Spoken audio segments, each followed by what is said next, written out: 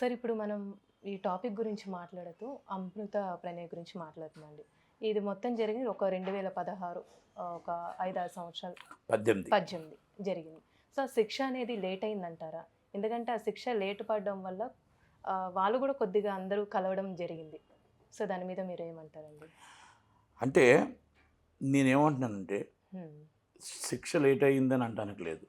మొత్తం technical evidence సైతం మొత్తం టోటల్గా వాళ్ళకు కూడా టైం కావాలి. పోలీసు వాళ్ళకి 1600 పేజెస్ షార్ట్ షీట్ ఫైల్ చేశారు, ఎవిడెన్స్ ఫైల్ చేశారు, ఇవన్నీ చేశారు.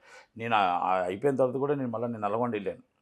ఎస్పీ గారు రంగనాథ్ గారు ఉన్నప్పుడు, రంగనాథ్ గారు ఎస్పీగా ఉన్నప్పుడు కలిసి నేను అక్కడ ప్రెస్ మీట్ పెట్టి మాట్లాడి ఈ సినిమా మర్డర్ సినిమా కోసం నేను మాట్లాడి మళ్ళీ వాళ్ళ మనోభావాలు దెబ్బతినకుండా తీసాం. 100% రియల్గా మనం ఏం జరిగిందో తీసాం. అంతే.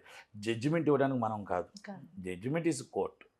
అంటే ఎందుకు మర్డర్ అయ్యాడు, ఎందుకు చనిపోయాడు, సూసైడ్ చేసినది అక్కడ దాకా తీసాం.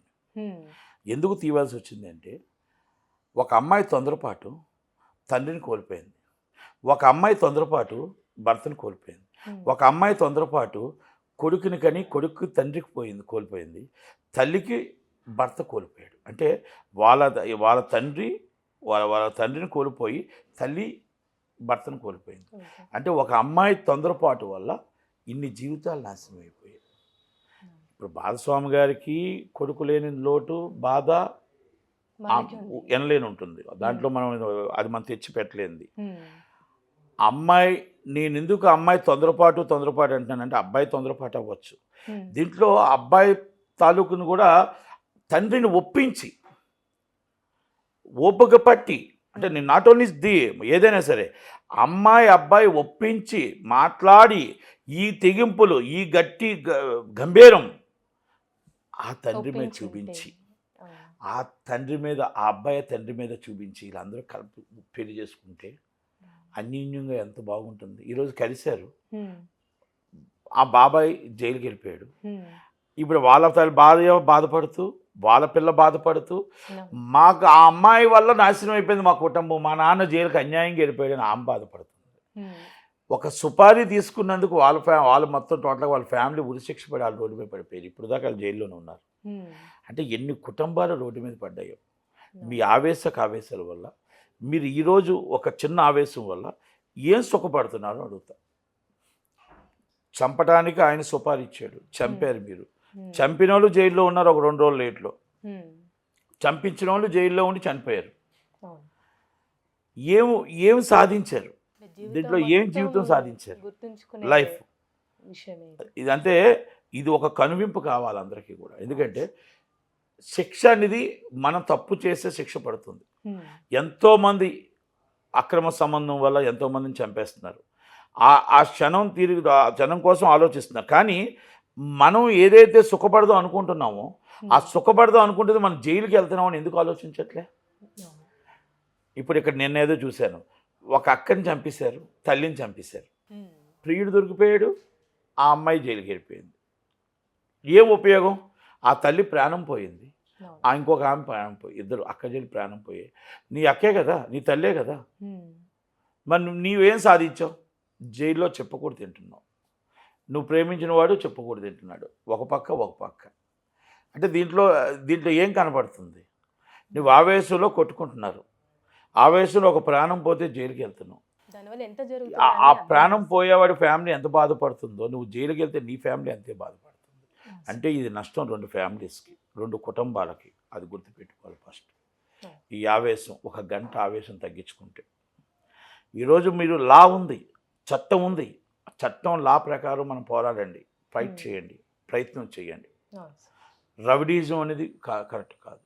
అలాగే మీకు ప్రేమ వివాహం చేసుకోండి, ఒప్పించి చేసుకోండి, పోరాడి చేసుకోండి, ఎదిరించి చేసుకోండి, నిలబడి చేసుకోండి, తల్లిదండ్రులను ఒప్పించండి. ఎందుకు ఒప్పించాలో చెప్పండి. మేజర్గా పోలీసుల కాడికి వెళ్ళండి, కూర్చోబెట్టండి, అందరూ కూర్చోబెట్టి అందరిని ఒప్పించి పెళ్లి చేసుకోండి. తొందరపాటు పెళ్ళి ఇలాంటి అనార్థాలకు దారితీస్తుంది. మనం చేసిన తప్పు ఎంతమంది ప్రాణాలు తీసింది. ఈరోజు ఆ అమ్మాయి తెలుసుకోగలగాలి.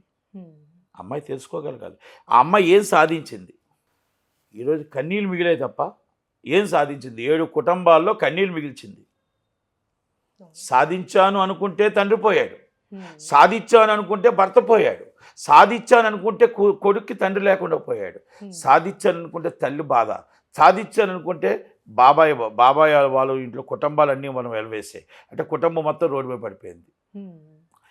దీనివల్ల మనం ఒక గంట ఆలోచించుండే మీ నాన్నగారిని మీరు ఒప్పించుంటే, అంటే ఎంత ప్రేమగా నిన్ను పెంచుంటారో, ఎంత ప్రేమ నిన్ను చూపించుంటారో.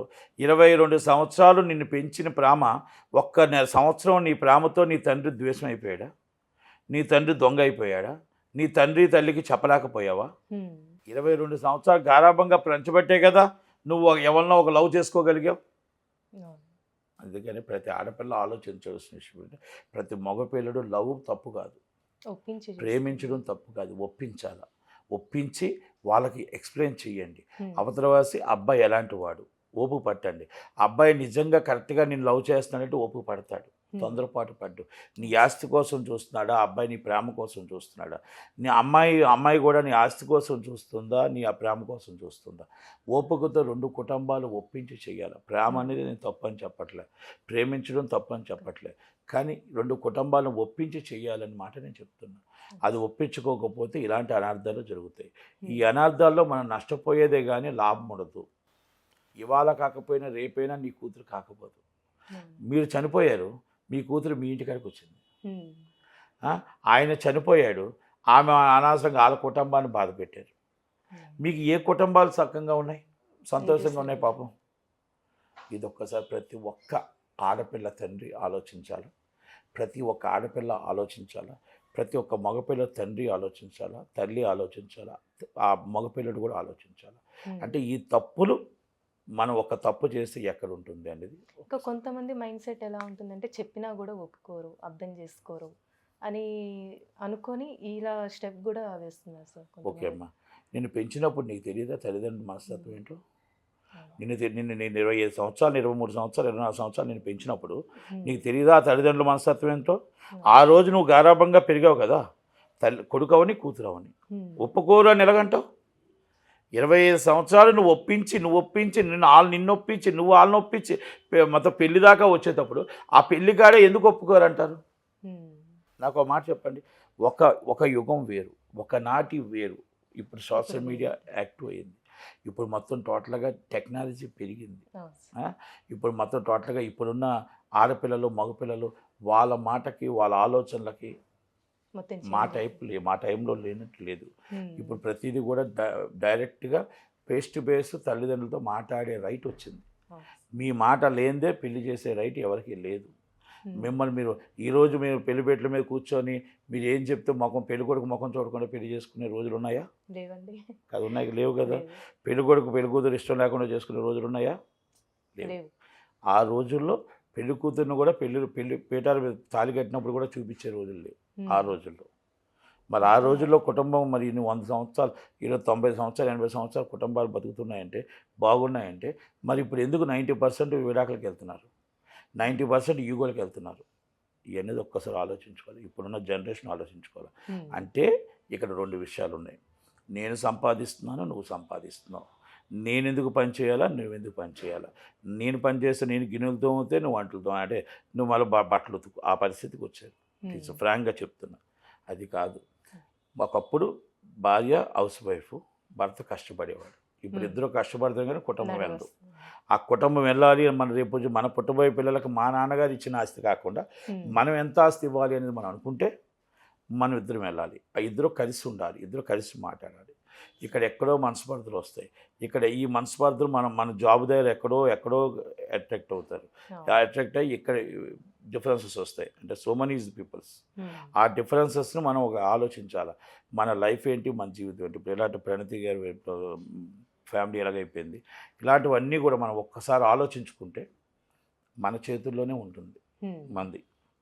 అంతే తప్ప మనం వాళ్ళెవరో అయిపోయారు మేము అలాగ అయిపోతామా, వాళ్ళ మేము కాదు. చాలామంది చెప్తుంటారు, చూస్తాం. పలానా వాళ్ళు అయిపోయారు కదమ్మా అని అన్నాం అనుకోండి, అలా నేను కాదు, నేను చాలా నాకు క్లారిటీ ఉంది అంటారు. నాకు క్లారిటీ ఉంది, మాకు తెలుసు అంటారు. ఎందుకంటే నేను ఎన్నో చాలామందికి సెటిల్మెంట్లు చేసేటప్పుడు వస్తుంటారు, మాట్లాడుతుంటాను కదా. వాళ్ళు మెచ్యూరిటీ, మైండ్ మెచ్యూరిటీ. అంకుల్ మాకు తెలియదు, అంకుల్ మాకు తెలుసు, మాకు అలా కాదు, మేము చాలా పర్ఫెక్ట్. 6 నెలల తర్వాత చెప్తారు, వీడు ఆడలేటాడు అంకుల్ దొంగ అంటారు. 6 నెలల తర్వాత మళ్ళా లేదంకుల్ నేను మోసపోయాను. ఉమ్, మేము చెప్పినప్పుడు ఏమైంది అంటే ఆ ఓపిక లేదు, ఆ ఓపిక కావాలి. అందుకనేసి ఒక ప్రణతి ఇష్యూ అందరికీ గుణపాఠం కావాలి. ఉమ్, ప్రతి ఒక్కరు ఆలోచించాలి. ఎన్ని కుటుంబాలు నాశనం అయిపోయాయి, ఈ కుటుంబం ఆ కుటుంబం ఎలా నాశనం అయిపోయింది, మీ తొందరపాటు చర్య వల్ల అనేది ప్రతి ఒక్కరు అర్థం చేసుకుంటారని నేను ఎంత వివరంగా ప్రజలకు చెప్పడం జరిగింది. ఒక మంచి మెసేజ్ అనేది ఇచ్చారు సార్ మీ ద్వారా. థ్యాంక్ యూ సో మచ్ అండి.